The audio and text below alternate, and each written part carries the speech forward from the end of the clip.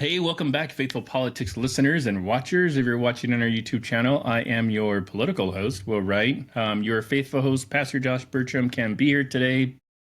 Joining me, I have my friend and guest host, Mr. William Nee, who is the senior manager in the Asia Regional Program at the National Endowment for Democracy. That's a mouthful.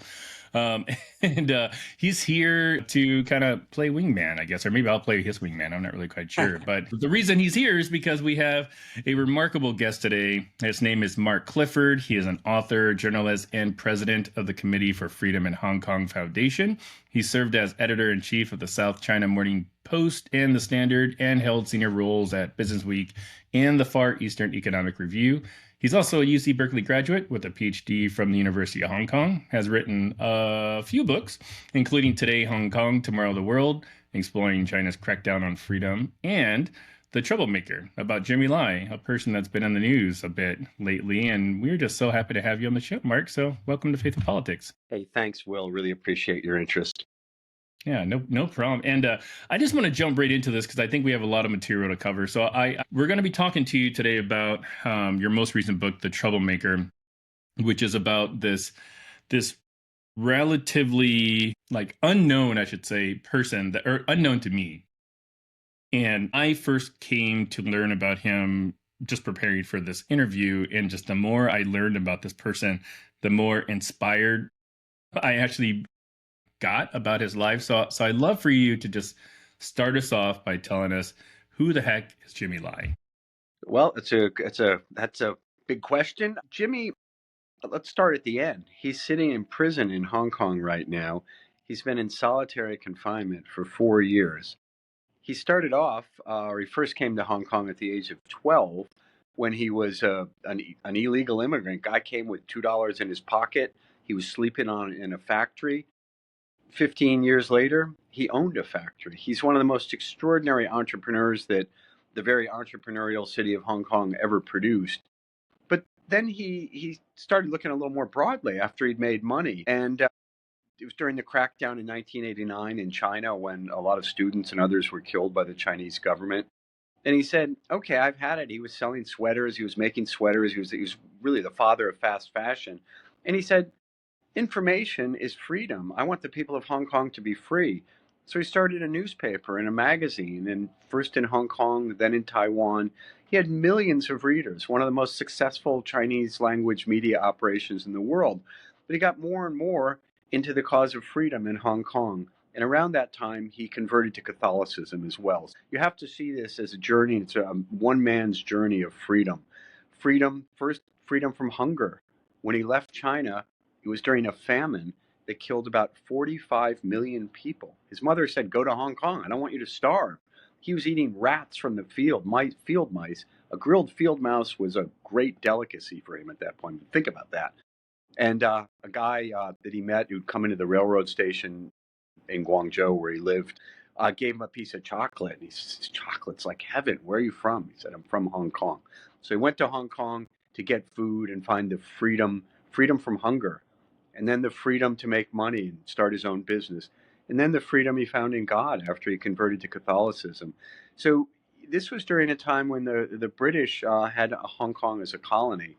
And there was rule of law. There was a free press. There were all the freedoms that we take for granted in places like the United States. But then after Chinese rule came, he became, almost unwittingly, he and his newspaper and his thousands of journalists became symbols of resistance because they were trying to get the Chinese to live up to their promises that Hong Kong would remain free.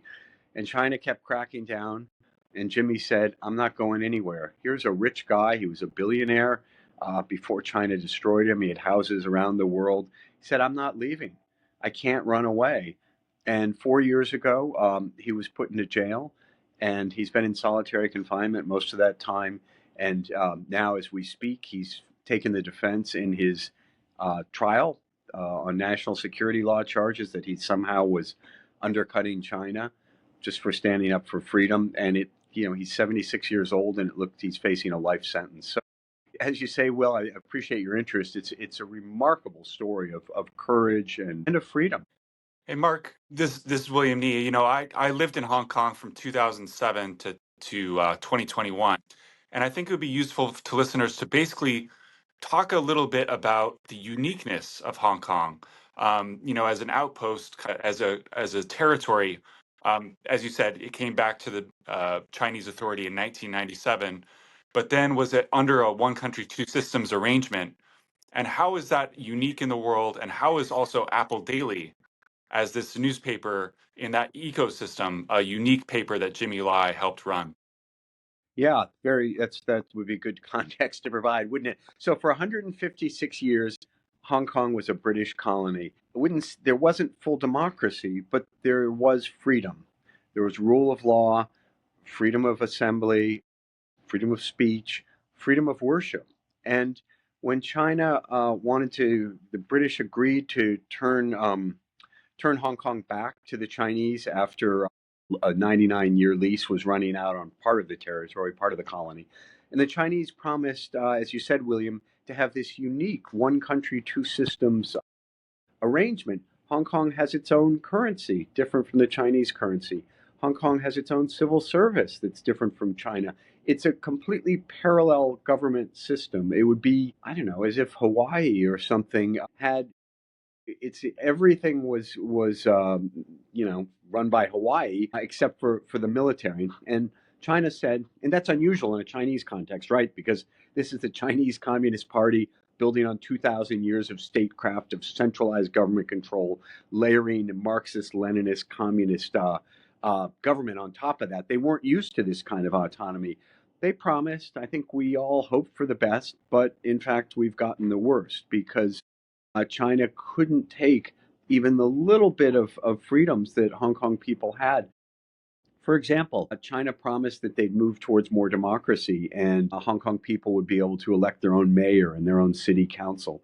This drove the Chinese Communist Party nuts, and they cracked down. They couldn't come through with their promises for that autonomy that you talked about, William, under this unique one country, two systems arrangement. So Hong Kong should have been almost like a self governing city, except when it came to foreign relations and the military.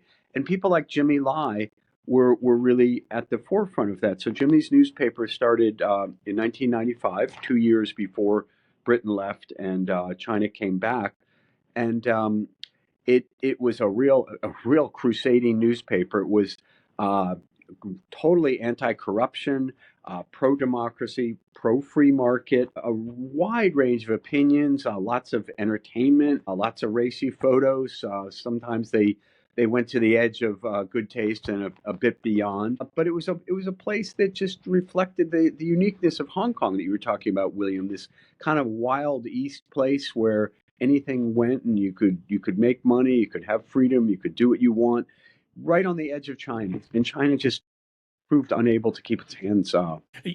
I'm curious. So, as a person that's never been to China, if I were to walk into the grocery store or whatever, or I'm not really quite sure like where you buy papers in China, that just shows the level of my ignorance. But like, if you were to go to the newspaper store where you could buy newspapers, like what other types of like publications would Apple Daily be competing with, and what type of content would they have, that would sort of be different than what Apple Daily would have? Right.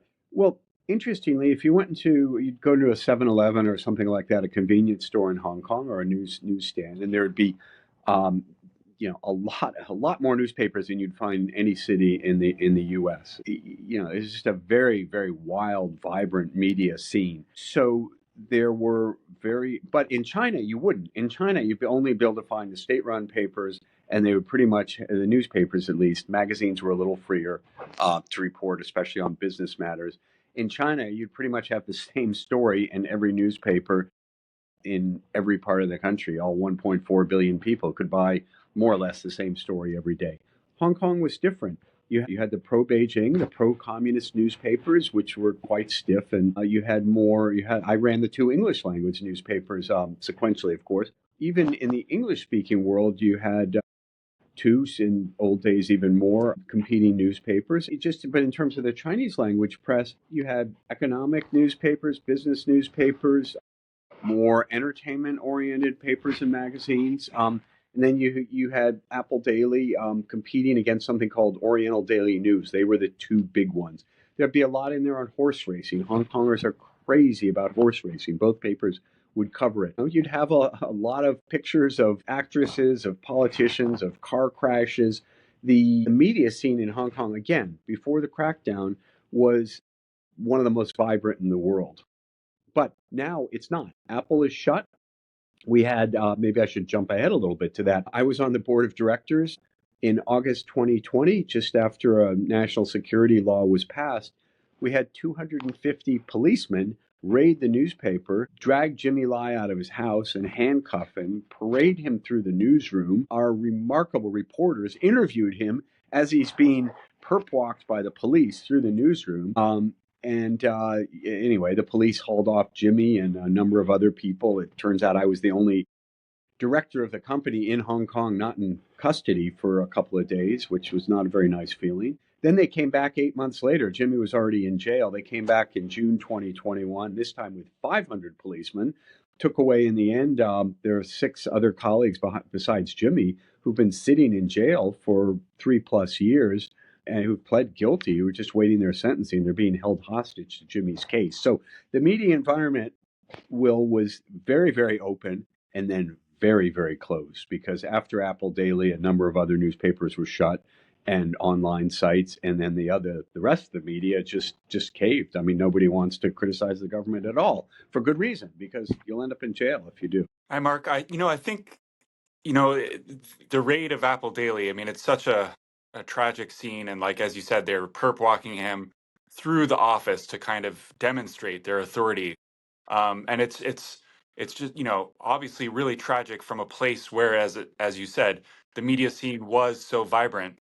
But I think it'd be useful, to take a step back and see what happened from going from this useful scene, like this very vibrant scene. Maybe you can give the readers or the listeners a little bit of context, like what happened, especially in 2014, where we had the Occupy Central, and then 2019 with the massive protests, and then the government's response that led to the crackdown. Sure. So, as I said, the Chinese took over from the British in 1997, promising not only would Hong Kong's existing freedoms be protected, but that they'd be extended. As I said, there was a promise of full, not just full freedom, but full democracy, that Hong Kongers could elect their own mayor, their own city council. And China never made good on those promises. Instead, it started trying to turn the screws. And in 2003, introduced some legislation that would, well, it was national security law legislation of the sort that came in later on. And there was huge protests. And this is where Apple and Jimmy Lai started taking a much more overt political role. And about 500,000 people demonstrated against this national security law legislation. Then fast forward, as you said, William, to 2014, where students, particularly young people, had just kind of had enough. And they took to the streets, and they actually occupied the area around the government headquarters for 79 days. They put up tents. Jimmy Lai was out there with them every day for 79 days during this occupation. They just were asking the Chinese to live up to their promises for democracy. But Apple, in the absence of opposition political parties, Jimmy Lai and Apple really came to the forefront then. And it was very peaceful, very nonviolent. It's just hard to imagine. Although, there was some tear gas. It wasn't all so nice. Jimmy himself was tear gassed, and the political tension just kept building. As William said, there was the so-called umbrella movement in 2014, which is this encampment. The Chinese wouldn't back down, and the students in particular were more and more impatient. I mean, these were people, increasingly university educated. Hong Kong's an affluent place, and people traveled a lot. People knew what freedom was about. They were being told by these thugs up in Beijing who run the Chinese Communist Party that they weren't ready for democracy. They weren't ready for freedom. Chinese people didn't understand democracy. They couldn't handle it. I think students just were more and more frustrated. And in 2019, new round of demonstrations broke out over a law that would have essentially collapsed the Hong Kong judicial system into the Chinese one. Not a good thing. And up to 2 million people at a time would come out into the streets. Imagine that, 2 million people in a city of 7 million. It would be the equivalent of if the proportionally number of Americans were out, it would be like 90 million people marching on Washington, D.C. Incredible. And this went on for months. And at the end of it, there was an election. The pro democracy candidates did overwhelmingly swept these low level district council bodies, which didn't have a lot of power, but it was a real statement of the sentiment of Hong Kong people and their support for democracy. What was the response of the Chinese? Was it to talk to the students or the leaders? No. No negotiation. Instead, they put in a national security law, dragged Jimmy Lai off to jail. He was public enemy number one, rounded up 47 leaders in the opposition who've also just been sentenced to actually cumulatively almost 250 years in prison just for holding an election primary. So it's, your question is great, William, and it's just hard to describe to people how you go from a city that's as freewheeling, as open as a San Francisco or a New York to a place that's, shut down like it's a Soviet gulag almost. I'm curious. Are one of the things that you mentioned, either Mark or William, the event that happened on January 6th? Because I know William and I were chit chatting just prepping for the show yesterday, and he had made a comment that really just sort of like kind of blew me out of the water. Like some sort of protest occurred on January 6th. I mean, obviously, like we didn't hear anything about it in America because we're doing our own thing. Yeah, interesting. It's completely coincidental, but it was 6 months after that new national security law came into effect, and just days after Jimmy Lai's bail he was kind of in and out of prison in December 2020. So this was January 6th, 2021. It was a couple hours before all of the events in the U.S. Capitol. Hong Kong police, in an unprecedented raid, raided, I think, about 75 apartments or so. And buildings. They took away about 75 people, and in the end, they ended up trying 47 of them. Again, they've been kept in captivity for almost 4 years with no sentence. And of the 47, all but 2 were convicted. As I said, they got cumulative sentences, the 45 of them, of almost 250 years. Again, that sounds like, oh, wow, national security. These people are like, black hands or something.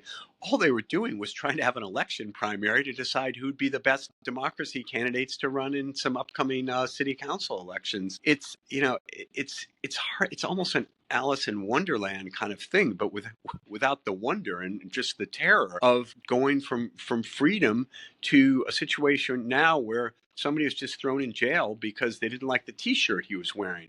Somebody else, they've been thrown in jail for singing songs they don't like. If you don't stand up and look reverent when the Chinese national anthem is played, you're thrown in jail. I mean, it's a really Orwellian, dystopian situation, in some ways worse than mainland China, because they're still really cracking down, really pressing, because people in Hong Kong still remember freedom. They still value freedom. They still want to show their support for freedom. At the trial of Jimmy Lai that's going on now, hundreds of people are lining up. It was pouring rain when the trial resumed, and people lined up there were only 5 seats, but they were there just to show their support. They knew they weren't going to get in. They wanted to show their support for Jimmy. The fact that this billionaire businessman was willing to sacrifice himself, sacrifice his freedom, maybe sacrifice his life. If we don't get him out, he's going to die in prison. And they wanted to show their support for this brave man. Yeah, Mark, I think that's really important to note is like people showing up at the trials, or, the government doesn't like when you aren't reverent enough. And this is what the government calls soft resistance, that they're even trying to root out this. But, to take a step back on Jimmy's case, when was he arrested roughly? And what is the government what is the government accusing him of being? I think that's, really. And then, like, as you said, he's been kind of in prison for almost 4 years now. And what are the conditions like for him in prison? Yeah. Thanks. He's been arrested on so many charges, it's almost kind of comical. He served a charge, I think it was 14 months, on civil disobedience. The worst offense seemed to be that he went to a memorial service for a commemoration for the June 4th, 1989 killings in Beijing. And Hong Kong was the only city in China where you could freely commemorate these horrible killings by the government, when hundreds, maybe thousands of Chinese, many if not most young students, again, some of the best and brightest creme de la creme of the country, were killed in 1989. So in Hong Kong, there would always be a commemoration, sometimes just a few thousand people, sometimes over 100,000 people.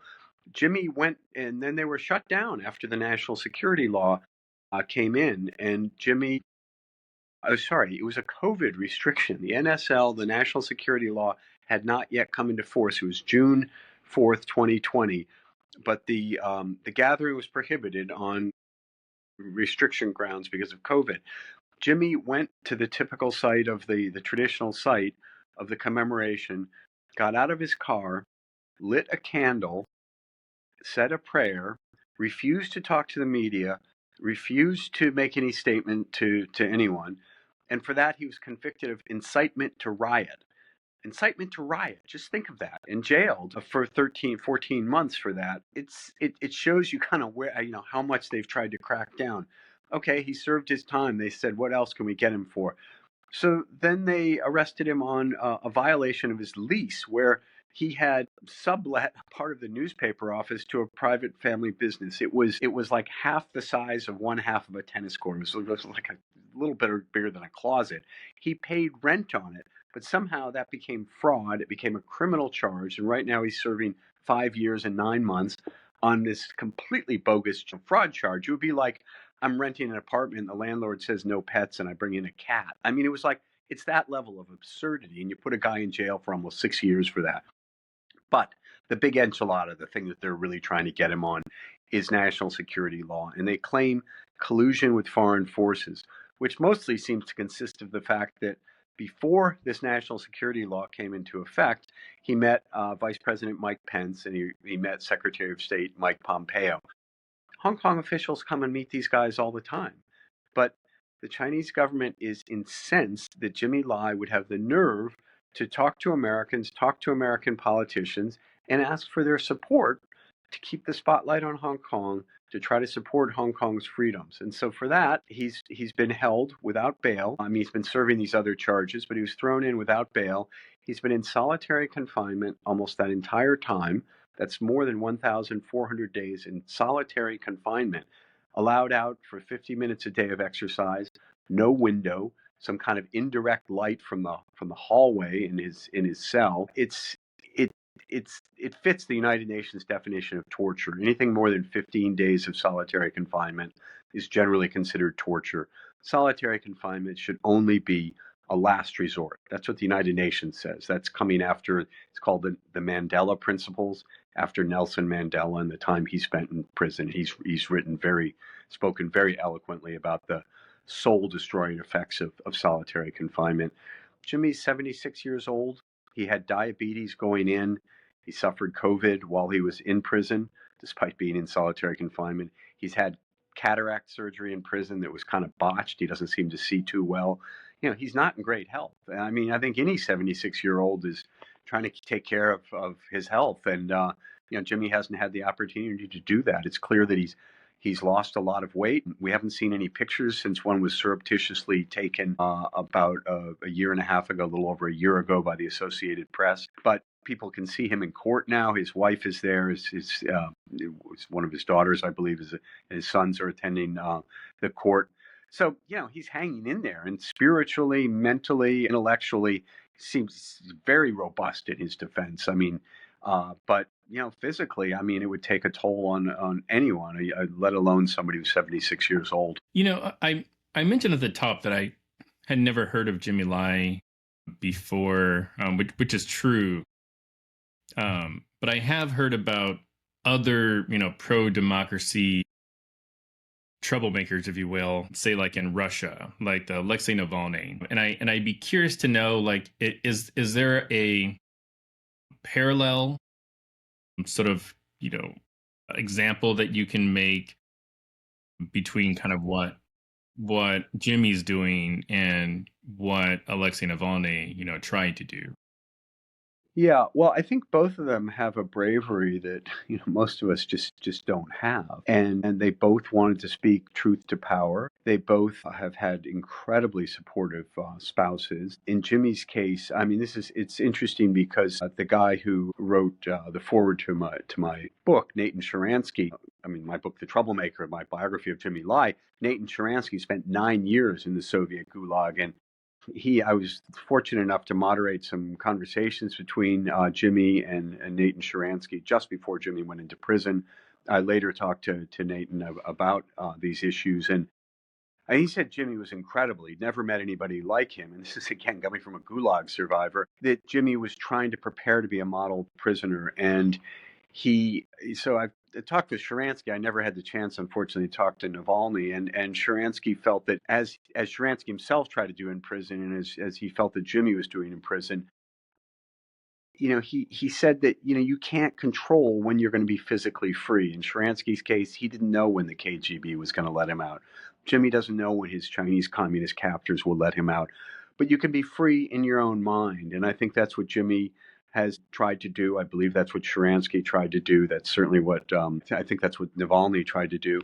And Sharansky certainly tried to do. They've also, again, talking to Sharansky about this, they've had really supportive spouses, wives, and they're both men of very deep religious faith. Sharansky, of course, Sharansky's Jewish, Jimmy's Catholic. They talked about this. They said, we believe in different gods, we have different wives, but, that kind of foundation can help a man stay free in prison. And from what I saw of Jimmy on the stand the other day, or the comment, this remarks I've read, he's still espousing. It sounds like the same old Jimmy. I can hear him talking. He's saying, I believe I wanted to defend the freedom in Hong Kong, the freedom we got from the British rule of law, freedom of assembly, freedom of press, freedom of religion. And so it sounds to me like he's still quite free in his own mind. So I think that's important. It's again, it's an example. These guys have a kind of almost superhuman bravery that the rest of us can just look in awe at. What is the Chinese government's primary fear of what Jimmy Lai is doing? I mean, is it just he's popular, he runs a media organization, or and he's violating some law that they created, or is there like an actual like fear of he's going to overthrow the government kind of thing? Yeah, well, actually, it's interesting because unlike Navalny or Mandela, Jimmy doesn't actually want political power for himself. He's actually not a politician. He was a businessman who went into media because he thought there was a business opportunity, but also because he believed in freedom. So it's ironic that they're so afraid of him. I mean, yes, there is a law. They basically wrote the law with Jimmy in mind. He's been in their sights for years. I think William was alluding to this earlier, and this kind of 20 plus years of Appleday lasted a little more than 25 years, and he, of course, the needling of the government officials, the exposés of corruption. The Chinese Communist Party really fears independent thinking, independent voices, and they especially fear it when it's wielded by media owners, because Chinese Communist Party takes propaganda very, very seriously. It comes from Mao, or even earlier in communist principles. You can't have anybody else kind of have a megaphone in the form of media. You've got to control the media if you're the Communist Party. Number one, Jimmy's a media owner. Number two, he's a rich businessman. And the Chinese Communist Party has 75 years of getting rich businessmen under control. They threaten their businesses. Jimmy's business was threatened. He ran a really successful clothing chain, as I mentioned earlier, Giordano. They put pressure on him. He said, "Fine, I don't care about that. I'll sell that." They've never dealt with somebody like this. So you've got a rich guy, so he has resources. He can hire lawyers. He has friends and contacts in Washington, D.C., London, around the world. So he's a rich guy with a media empire, and he has actual principles he believes in. Even before he converted to Catholicism, he really believed in freedom and the freedom that Hong Kong gave him. And then once he converted to Catholicism, he found a deeper kind of freedom. And I can't really speak for him, but it along with his wife is a rock. It's a ballast. He will die in prison rather than capitulate to the Chinese Communist Party. So what are they afraid of, Will? Well, I don't think they can really be afraid that he's going to overthrow them. He never had any intention of overthrowing the Communist Party. I think he'd love to see them disappear, but that wasn't where he was at. They actually just can't deal with somebody who actually has principles because they don't.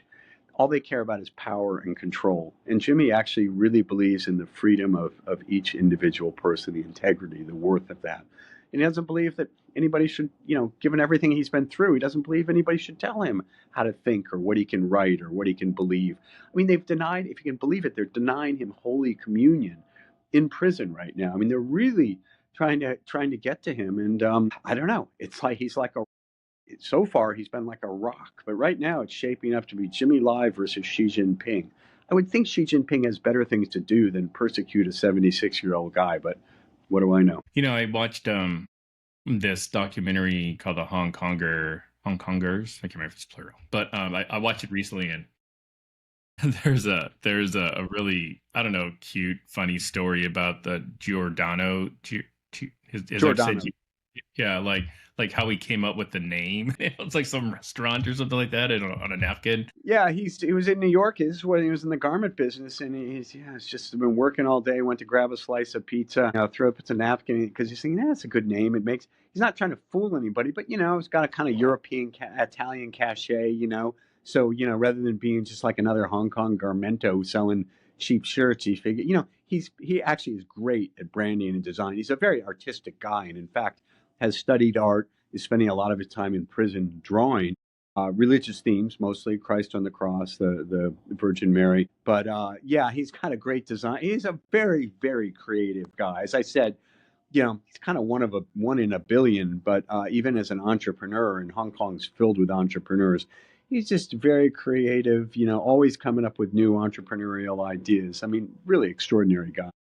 Yeah, in that same documentary, there was a scene that talked about like how his business was getting shut down, Napo Daily, power is getting shut off, and there's like all these people that showed up, waving their cell phones with their lights or something like that. And I'm wondering like has his arrest activated, you think, pro democracy groups within Hong Kong, or like did it serve its purpose in actually quieting those pro-democracy voices? Yeah, well, it's interesting you mentioned that. So that was the end of June 2021, a year after the national security law came into effect. Jimmy had already been in prison for 6 months. They revoked his bail, and in June, as I said, June 2021, 500 police raided our office. Just carted away all these computers, carted away several, some key staff members, held them in jail. And directors were sent a letter by the Secretary for Security, who now runs Hong Kong as the kind of mayor. They call him a chief executive. And he said, I think you guys have broken the law, so I'm freezing your bank accounts. This has never been proven in court. We had no right to appeal except to him, and he said no. So we had to shut down. We had 600,000 digital subscribers. We couldn't, as well as, a big print base. We couldn't process their credit card. The banks wouldn't do anything for us. They told the bankers they'd throw them in jail. So, we didn't have the ink. The electricity company wanted us to pay their bills, understandably. So last run, we printed 1 million copies, and thousands of people came out to the newspaper headquarters, which was in quite a remote industrial estate in Hong Kong. And as you said, Will, they were waving their iPhone, their cell phones with the flashlights on. Hundreds of staff were on the roof, also waving their phones. It was a very, very emotional moment. Those 1 million copies, which is a usual print run, was a little under 200,000. The 1 million copies, people stayed up all night. They were sold out by noontime that morning. I mean, incredible. Everybody wanted the last edition. Unfortunately, it has had the effect of quieting people down. I mean, there's Jimmy. There's the example of the 45 people I mentioned before who've just gotten almost 250 cumulative years in prison. not everybody really wants to wreck their lives and go to prison. So I would say that for the moment, the Chinese government have succeeded in their attempts to destroy the pro-democracy movement in Hong Kong. But as we see, whether it's people lining up at trials to support or, kind of these, as William was saying, these kind of soft acts of resistance, I firmly believe that most people in Hong Kong support democracy. If they had a chance, they'd vote for pro-democracy candidates. Every time there was an open election, a territory-wide election, from the waning days of the British colonial period in 1991 until those last elections I mentioned in 2019 for these low-level district council ward offices, every time, roughly 6 out of 10 Hong Kong people, a very clear majority, 6 out of 10 Hong Kong people vote for the pro-democracy candidates. Democracy and the desire for freedom is ingrained in the people of Hong Kong. It's part of the DNA. It's a core value. So, hey, the game's not over. We'll see. The Chinese Communist Party is 75 years old. They're not going to last another 75 years. I can confidently predict that. I don't know when things are going to ease up. I hope it's soon enough that, obviously, I hope that Jimmy gets out in good time, that he's released, and that he can enjoy his last years with his family. But there's still 7 million people in Hong Kong. A lot of people left, but most of them stayed. And I think, although they're quiet now, I think in their hearts we know what they think, and they want freedom. And that's the problem the Chinese Communist Party has. You can force people to look obedient on the surface, but are they really changing people's hearts? And I think that's their frustration. That's what's so hard about Hong Kong. You have Jimmy Lai and you have millions of other people who won't let the desire for freedom just slip away. You brought up his faith earlier, and I love for you to maybe just talk a little bit more about kind of his evolution or his leaning towards Catholicism. Like how did that all happen? How does a person that may not have been part of any sort of established religion find a religion, and then that religion is sort of the thing that gives him hope while he's in solitary confinement? Yeah, I think it's a very important question. It's obviously a very personal journey that he's gone through, and I'm sorry I haven't had more of a chance to talk to him about it because when I was writing the Troublemaker about him, his faith it's a really important part of his life and of the book. But I'll try in a humble way to trace out the evolution as much as I can. He comes as a 12-year-old boy. All he wants is food, right? And he, works his way up, goes from sleeping in a factory to owning a factory to being one of the biggest sweater manufacturers in Hong Kong, probably in Asia. Starts this retail chain. He's really successful, but he's kind of a libertine. He's living a wild life in New York when he travels to New York several times a year. He has a pet bear in in the backyard of his mansion. He has a whole menagerie, a zoo. Peacocks. A pet bear? He was, yeah. He used to wrestle with a bear sometimes. The bear liked cream soda. It's a real, crazy rich Asian kind of scene. He was really into. He had a Rolls Royce. Sauna. People come over, be smoking weed. Drinking whiskey. Looking at the harbor. It's crazy, right? And that was the kind of world he was in. And he's not ashamed to talk about it. He his first wife left him in the late 1980s, mid to late 1980s, and I think he was kind of at loose ends. And in the course, coincidentally, right after the June 1989 massacre, in China, when he had been very outspoken in his support of the students, and he'd used his Giordano stores to sell T-shirts with some of the student leaders, the pro-democracy leaders' faces on them. He'd taken the proceeds and sent the money up to Beijing, sent up tents and other material to support the students. And I think he was just devastated. Everybody who followed China was just heartbroken after the killings in the evening of June 4th, 3rd and 4th. But he decided to do something about it, and he decided he was going to go into media. And a journalist from the South China Morning Post, a young cadet reporter named Teresa Lee, came to interview him. And after she left, he told his assistant that I don't know if he said he was going to marry her or he wanted to date her or he really liked her, but he instantly was smitten by Teresa, who's about 10 years younger than him. She was in her early 20s then. And he would have been, anyway. And they started dating. She studied in Paris. He followed her to Paris. They married a couple years later, and she's a very, very devout Catholic. And she didn't push him, but in 1997, a week after the handover, he converted. And I've talked to his godfather, Bill McGurn, about this a lot, and this is in the book, The Troublemaker. Bill wasn't that convinced about how deep Jimmy's faith was when he converted in 1997. A lot of obviously, his wife was a devout Catholic. Many of the people in the democracy movement in Hong Kong are Catholics, as William, I'm sure, knows. And so, Bill thought, well, is this kind of a social thing, or like how, sure, he believes, but how deep is his belief really? His newspaper was still running some pretty salacious material, but so it was it was an evolution.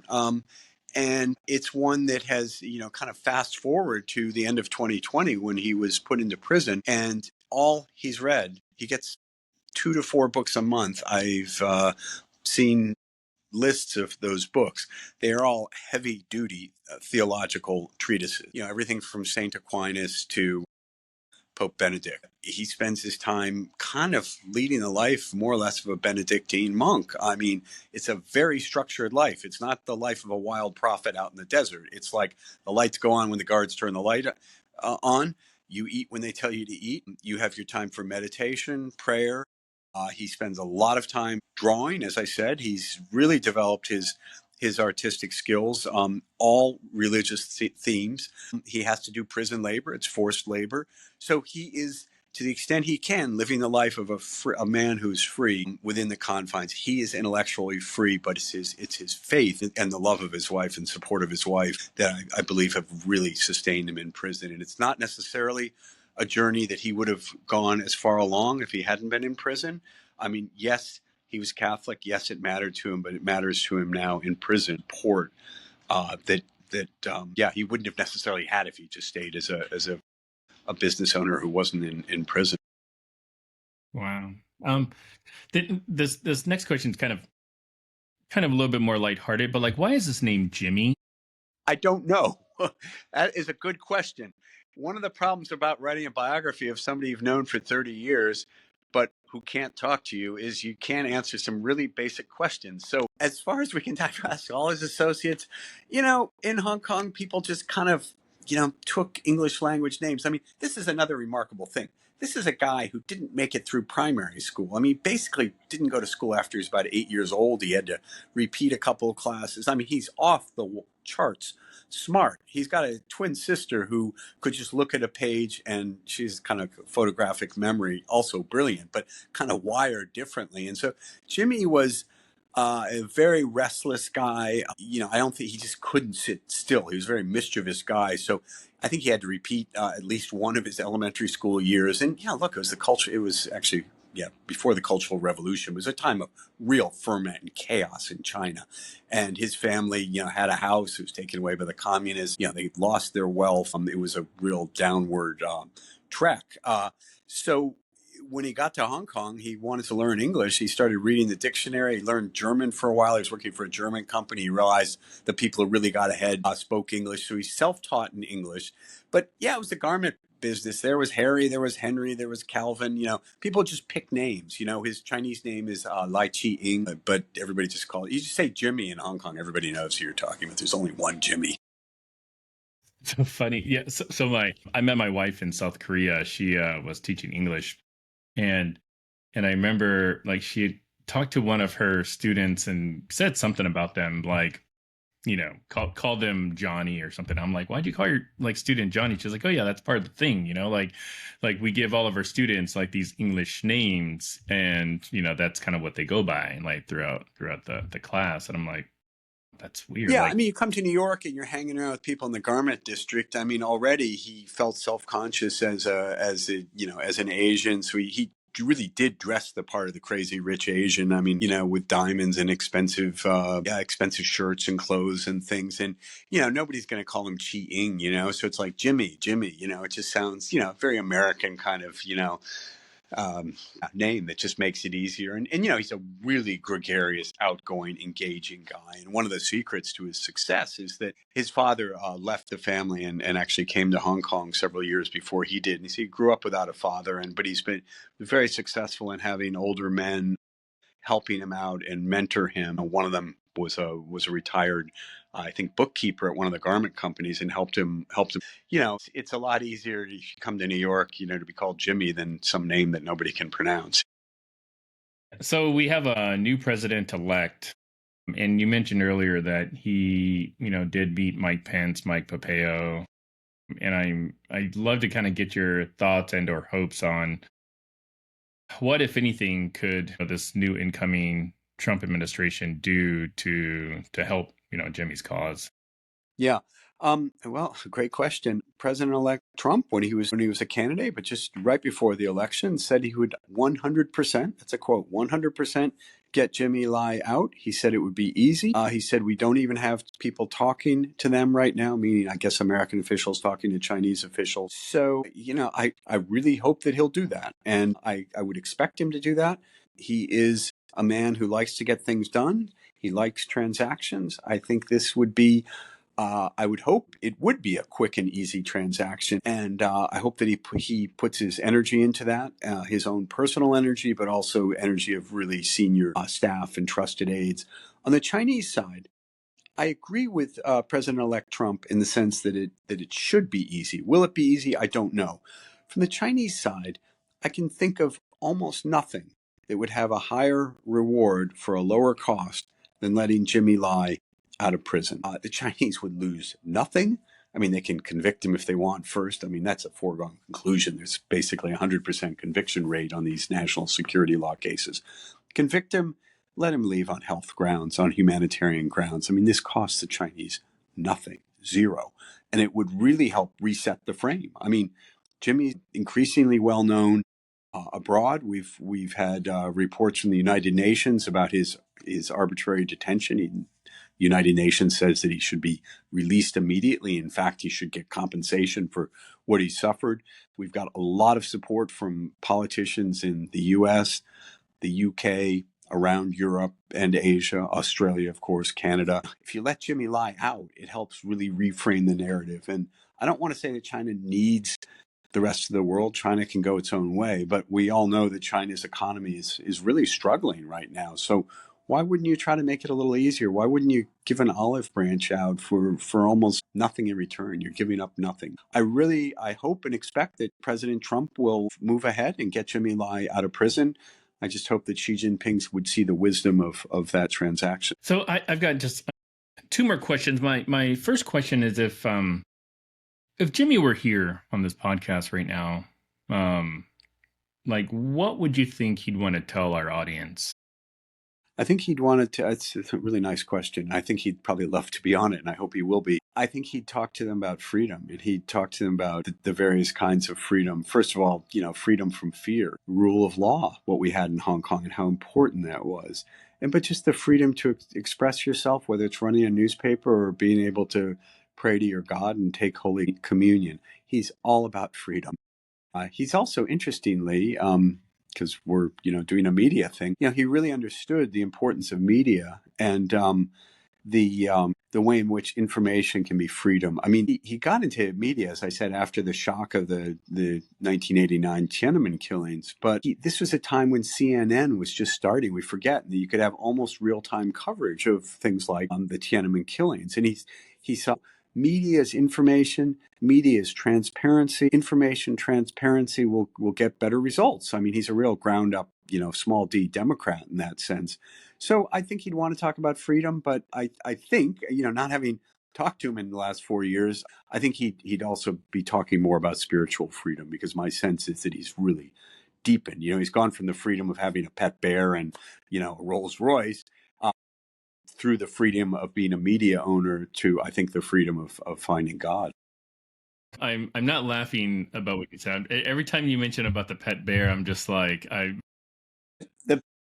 I was skimming through the book again. I was like, did you put pictures of the bear in the book? Because that would have been a really awesome thing to have. I couldn't get pictures of the bear. The bear is the subject, actually, of the South China Morning Post wrote a lot about it, because course, comes out and it's like, you're cruel. You're not supposed to be holding a bear. You're really not supposed to be holding a bear. But Jimmy's such a good natured guy. It never really occurred to him. And his first wife was Thai Chinese.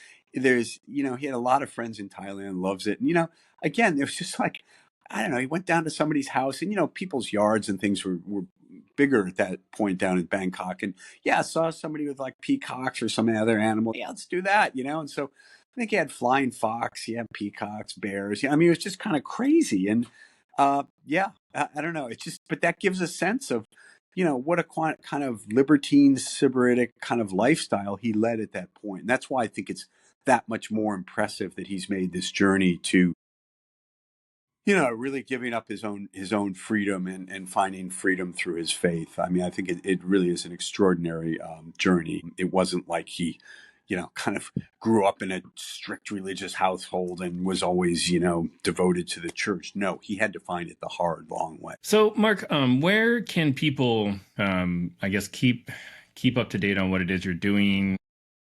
The work that you're doing, the advocacy, I think is really, really important. So give people some places to go. Sure. Well, so as you kindly mentioned, I'm president of the Committee for Freedom in Hong Kong Foundation. So our website is thecfhk.org. So thecfhk.org. We've got a newsletter. We don't take any government money. We rely on private donations. So, not that we need donations to get our newsletter or anything. So we come out with a lot of material. We're a very robust advocacy group. We are we're not the Jimmy Lai Freedom Foundation. We are working for all political prisoners in Hong Kong. There have been 1,900 more political prisoners who've gone through the Hong Kong system in the last 5 years. There are another 7,000 people who have charges hanging over them that haven't been filed, but they can't travel freely. We're doing what we can for democracy and freedom in Hong Kong. I believe that the spirit still lives in the Hong Kong people, and we're now playing for the day when they can exercise that again. Jimmy Lai is somebody I've known personally for 30 years. I've just written this biography of him.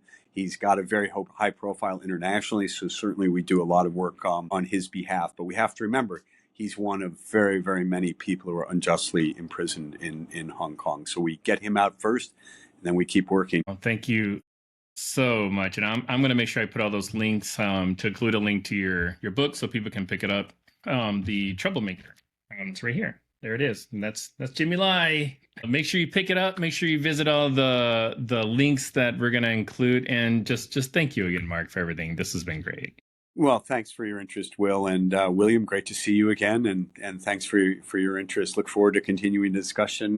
Great. Online, offline, so wherever, whenever. Awesome. Wonderful.